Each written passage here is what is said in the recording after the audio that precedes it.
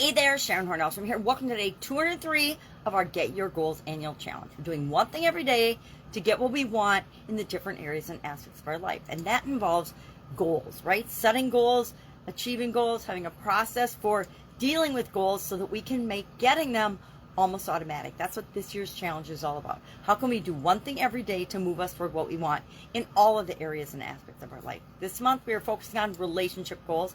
And today's topics, I've got 3 little topics today.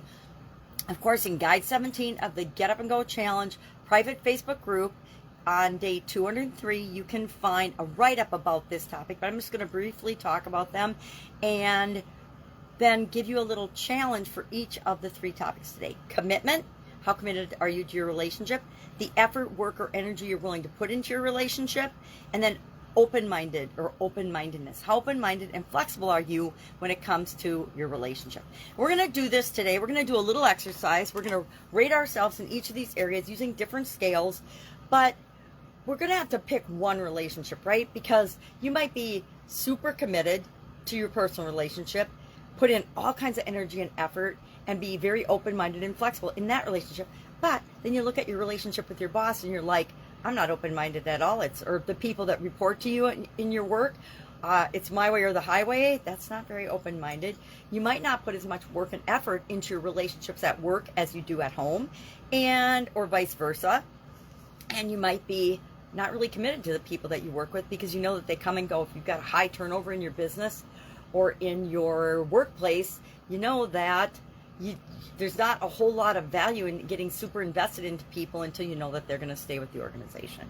So, our topics today, commitment. How committed are you to a particular relationship? Just pick one, any one relationship. I'm going to pick relationship with my granddaughters because I absolutely unconditionally love my granddaughters and it's a fun one to pick, and I just thought of it right now. So, how committed am I to having an awesome, terrific, amazing relationship with my granddaughters?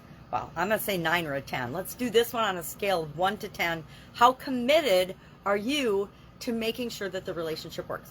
I want to have a lifelong relationship, at least until I pass away, with my granddaughters. And I want to make sure that it's a positive, nurturing, one that makes them, has the most positive influence on them that I possibly can. So that one's like a 9 or a 10. How much energy and effort am I willing to put into that relationship? On what percent of 100% being the maximum? I have a pet peeve about people that say, I'm going to give 110%. Guess what? 100% is all there is. So you can give up to 100%, which is you're all in, or you can give a lesser percent. A lot of people go into relationships, especially their primary relationship, and they expect to give 50% and the other person to give 50%.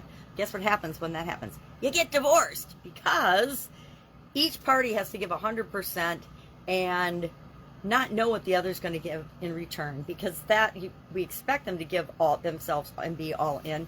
But obviously that's not true for everybody, or there wouldn't be such a high divorce rate or broken up relationships. All of us get our heart broken sometime in our life. I've yet to meet a person, maybe there's somebody that's never had their heart broken, but most of us have. And so we're going to rate that on a percentage. On a percentage of 0% effort and energy and work that we're going to put into the relationship to 100%. I'm going to give as close to 100% to my granddaughters in that relationship as I can, except when I'm super duper tired. Then I'm going to probably take a nap. So I don't take naps. I think that's funny. And then finally, open-mindedness and flexibility. I say open-mindedness and flexibility because I think part of being open-minded is being flexible, being open to the possibility of things.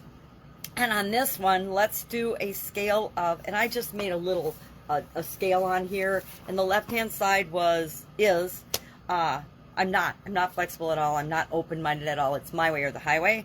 And all the way to the other end is infinitely open and flexible. Anything's possible. Just go with the flow. So where do you fall on that spectrum, on that line or timeline of things? I like to measure things so that I can see over time if I'm improving in those areas or aspects. So those are our topics today, and we want to think about those with respect to our relationship goals. And I think if we look at one relationship and do this, it'll set up a system for us to look at and consider our other relationships. We have to keep in mind that every relationship doesn't deserve are open-minded, 100% effort, 10 level of commitment, right? People come in and out of our life all the time for a reason and a season. We want to figure out why they're there, what they're here for, what they're supposed to show us or teach us, and then realize that sometimes they'll come and go. Sometimes people leave us, sometimes people pass away, all different reasons people come in and out of our lives. Any questions about this? Hit me up. It's a weekend in my neck of the woods. We've got a lot going on, so I like to keep it short. If I can help you in any way, ask. Otherwise, have an awesome day. Think about your relationships. We're getting ready to head into our relationship and our goal process toward the end of this month, so start thinking about that as well. If I can help you in any way, please ask. Otherwise, have a fantastic day, and I'll, of course, be with you tomorrow. Bye.